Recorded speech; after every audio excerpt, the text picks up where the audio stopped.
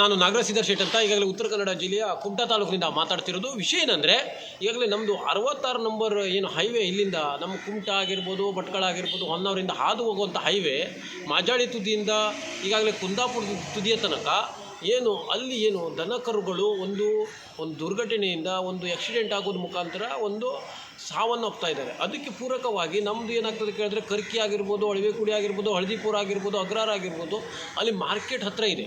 Market ಹತ್ತಿರ ಇರೋದ್ರಿಂದ ದನ ಕರುಗಳು ದಾಟುವಂಥದ್ದು ಸಹಜ. ಅದಕ್ಕಾಗಿ ಈಗ ನಮಗೆ 4 ನಂಬರ್ ಹೈವೇಲಿ ಇದೆಯಲ್ವ, ಪುಣಾ ಟು ಬೆಂಗಳೂರು ರೋಡಲ್ಲಿ ಜಾಲರಿ ಹಾಕಿದ್ದಾರೆ. ಜಾಲರಿ ಅಂದರೆ ಅದು ಯಾರೂ ಪಾಸಾಗಿ ಹೋಗೋಕ್ಕಾಗೋದಿಲ್ಲ ದನ ಕರುಗಳಿಗೆ. ಆ ಥರ ಜಾಲರಿ ಸಿಸ್ಟಮನ್ನು ಅಳವಡಿಸಬೇಕು ನಮ್ಮ ಈ ಉತ್ತರ ಕನ್ನಡ ಜಿಲ್ಲೆಗೆ.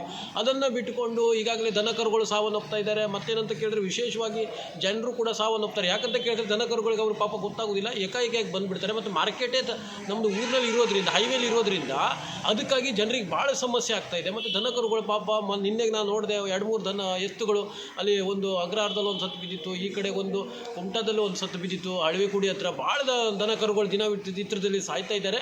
ಮತ್ತು IRB ಅವರು ಆಗಿರ್ಬೋದು, ಸರ್ಕಾರ, ಕೇಂದ್ರ ಸರ್ಕಾರ ಆಗಿರ್ಬೋದು, ರಾಜ್ಯ ಸರ್ಕಾರ ಮತ್ತು ನಮ್ಮ ಉಸ್ತುವಾರಿ ಸಚಿವರು ಕೂಡ ಇದ್ರ ಬಗ್ಗೆ ಗಂಭೀರವಾದ ಚಿಂತನೆಯನ್ನು ಮಾಡಿ ಅವ್ರಿಗೆ ಜಾಲರಿ ಸಿಸ್ಟಮನ್ನು ಈಗ 4 ನಂಬರ್ ಹೈವೇಲೇನು ಹೆದ್ದಾರಿಯಲ್ಲಿ 4 ನಂಬರ್ ರಾಷ್ಟ್ರೀಯ ಹೆದ್ದಾರಿಯಲ್ಲಿ ಏನು ಅಳವಡಿಸಿದ್ದಾರೆ, ಆ ಒಂದು ಸಿಸ್ಟಮನ್ನು ನಮ್ಮ ಇಲ್ಲಿ ಉತ್ತರ ಕನ್ನಡದಲ್ಲಿ ಹಾದು ಹೋಗುವಂಥ 66 ನಂಬರ್ ಹೈವೇಲೂ ಕೂಡ ಅಳವಡಿಸಬೇಕಂತ ನಾವು ಬೇಡಿಕೆಯನ್ನು ಇಡ್ತಿದ್ವಿ.